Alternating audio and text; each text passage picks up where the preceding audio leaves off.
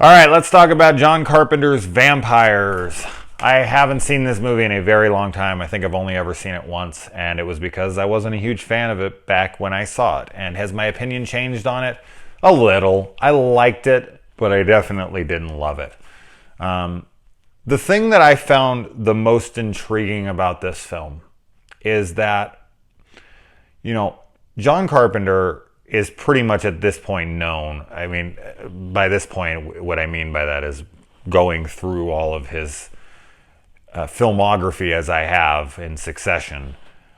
The trend and the pattern I've noticed from R.J. McCready to Jack Burton to Snake Plissken, so on and so forth. Nada, Roddy Piper's character from They Live.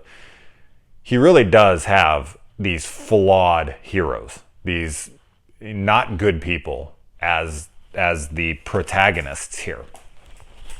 And where I think this film is different from other ones that I've watched is the protagonists have the upper hand here, and the vampires, which are the antagonists, that are the villains within this film, seem to always be the ones that are on the run and are the ones getting killed and are the ones that are unprepared. So it's almost like they flipped the genre on itself. We're so used to seeing monster movies where, the protagonists are unprepared and they, are running scared the whole time. And in this movie, it's the exact opposite.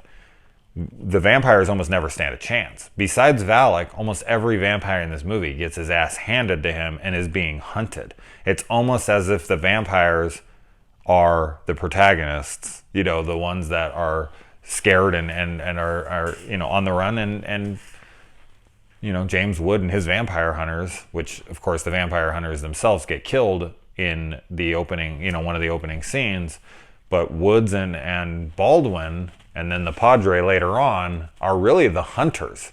They're the scary ones in this movie.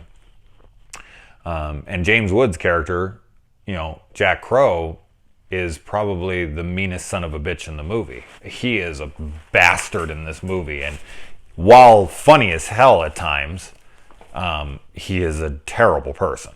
And you just don't really see that in these kinds of movies. So that's something I really, really appreciated about the film. One of the things I did have a big problem with, and this is pretty much indicative of all 90s horror, not every one of them, of course, but a lot of them, especially like mid to late 90s, is the look of the film. There's something about like mid, late 90s, even early 90s cinema, movies in general, but especially in horror. They just look so cheap. They look straight to video. They look shot on video. I don't like it. It always stands out to me. And there's something about the feel in those movies that I just genuinely do not like. Now, I know that right before this movie started filming that they had 2/3 of their budget taken away from them, and they had to completely rewrite the movie to cater to that new budget, those budget restrictions that they had. And I feel like it shows here for sure.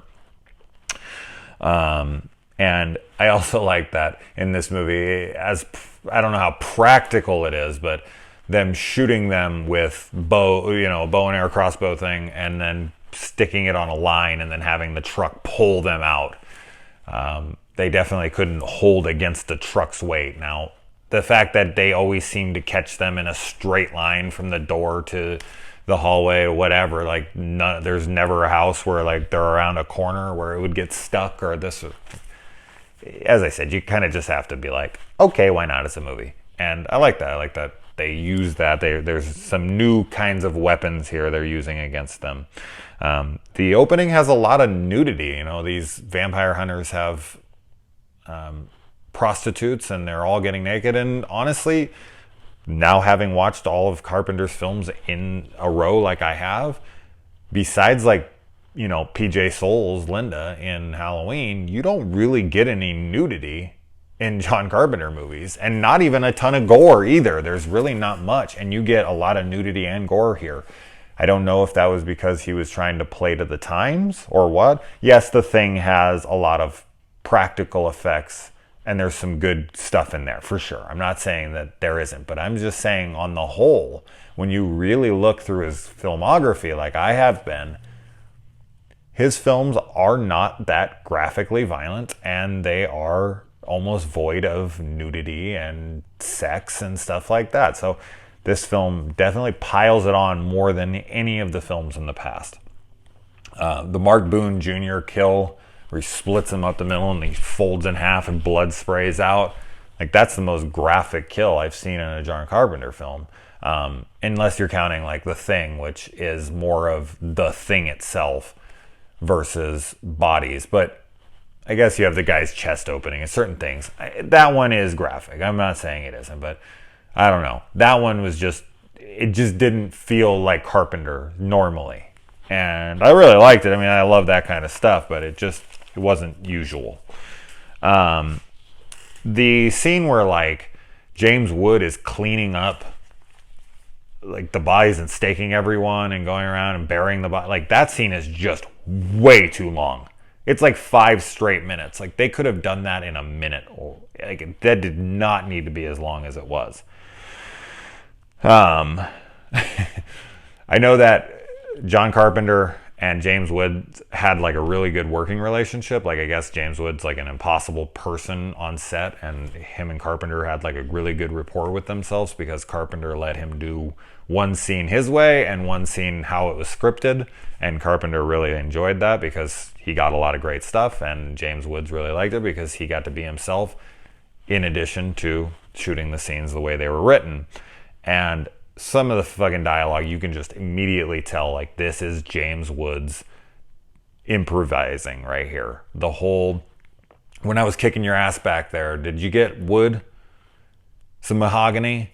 Like, that is such a hilarious line. He is just such a terrible person in his movie. He's just beating up this hooker and pushing her around like they're walking in slow-mo, and he just shoves her to the ground and keeps walking.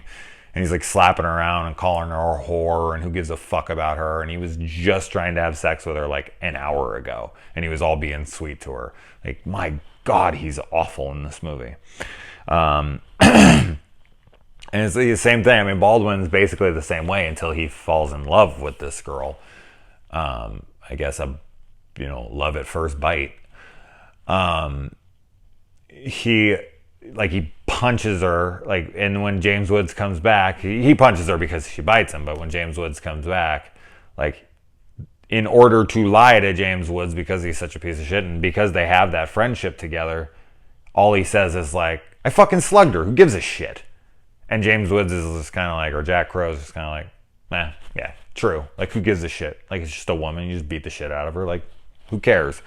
You just don't see that kind of stuff. Like, domestic abuse kind of stuff in a movie used as a joke and a plot element. Like, you would never see that stuff. I like that the vampires sleep buried underground.